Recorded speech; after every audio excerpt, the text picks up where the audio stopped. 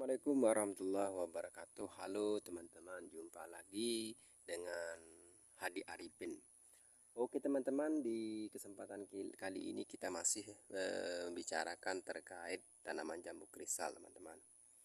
Di mana tanaman jambu kristal ini sekarang di daerah saya ini sudah mulai tenar dan banyak yang menanamnya teman-teman. Sehingga dan juga permintaan bisa dikatakan cukup banyak teman-teman, sehingga para petani juga mulai banyak menanamnya teman-teman. Tapi teman-teman, untuk tanaman jambu kristal ini memang tidak ribet dalam perawatannya teman-teman, tapi tentu kita juga harus memperhatikannya walaupun tidak terlalu ribet teman-teman, sehingga untuk mendapatkan hasil yang lebih bagus daripada buah jambu kristalnya teman-teman, sehingga daya jualnya itu juga tinggi teman-teman. Karena memang jambu kristal ini semakin bagus dirawat maka otomatis hasilnya juga lebih bagus, terutama untuk buahnya itu, yaitu kebesaran buahnya dan lain sebagainya. Sehingga yang perlu kita bahas di sini adalah bagaimana sih caranya untuk biar jambu kristal itu buahnya itu bisa lebih besar teman-teman, atau lebih bagus. Yang pertama yang perlu diperhatikan adalah nutrisi daripada tanaman jambu kristal itu teman-teman. Karena apapun itu teman-teman, walaupun bukan jambu kristal atau makhluk hidup lainnya, kalau nutrisinya itu bagus maka otomatis pertumbuhannya juga bagus, kemudian hasilnya juga itu akan bagus. Ya begitu juga dengan tanaman, terutama untuk tanaman daripada jambu kristal ini teman-teman. Semakin nutrisinya itu tercukupi, maka otomatis buahnya itu juga akan menghasilkan yang bagus juga teman-teman. Oke, pertama-tama yang perlu diperhatikan atau dilakukan teman itu pemupukan teman-teman. Tanaman jambu kristal ini perlu dipupuk teman-teman. Terserah teman-teman mau menggunakan pupuk organik maupun juga menggunakan pupuk kimia teman-teman. Kalau pupuk kimia ini memang kerjanya itu lebih cepat teman-teman, sehingga menghasilkan buah jambu itu juga cepat besarnya teman-teman, atau hasilnya itu bagus atau lebih cepat teman-teman. Tapi cuma terkadang untuk pupuk kimia ini dapat menyebabkan kerusakan pada tanah teman-teman, terutama untuk posca ini biasanya tanahnya itu cepat kering dan padat teman-teman. Sehingga kalau kita di sini itu lebih cenderung menggunakan pupuk organik.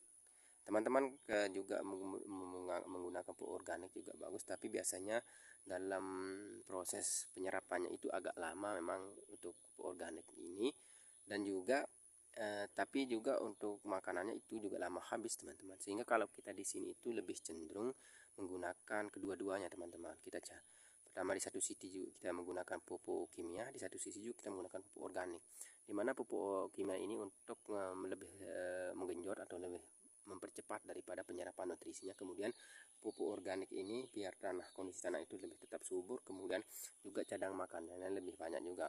Yang pertama itu memberikan pupuk. Yang kedua teman-teman, membersihkan daripada di bawahnya jambu kristal ini teman-teman. Ini juga sebenarnya kita belum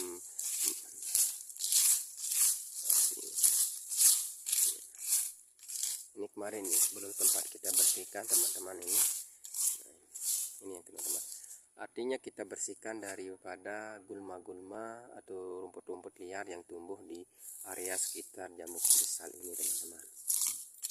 Nah, tujuannya gini teman-teman, ketika sudah kita bersihkan ini atau kemudian kita pupuk teman-teman, otomatis nanti yang akan menyerap nutrisinya itu adalah tanaman jambu kristal ini teman-teman. Kalau kita biarkan rumput-rumputnya ini tumbuh, maka otomatis nutrisi atau pupuk yang sudah kita berikan itu akan lebih cepat habis, atau karena dimakan oleh banyak teman-teman, yaitu jambu kristal kemudian rumput-rumput yang lain. Tapi kalau kita sudah bersihkan, otomatis nanti akan diserap oleh tanaman jambu kristal ini sendiri teman-teman. Itu ya yang kedua. Selanjutnya ketiga yaitu teman-teman adalah membuang dahan-dahan yang sudah tidak produktif lagi teman-teman, seperti ini. Ini juga ini teman-teman sudah tidak produktif lagi, sehingga kita buang saja teman-teman ini, karena ini sudah tidak akan menghasilkan daripada buah lagi teman-teman. Seperti ini.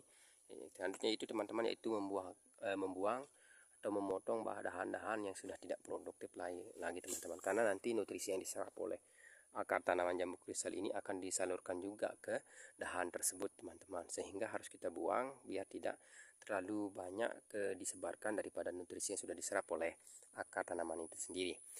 Yang selanjutnya yang terakhir yaitu teman-teman adalah membuang salah satu buah jambu kristal teman-teman. Misalnya dalam satu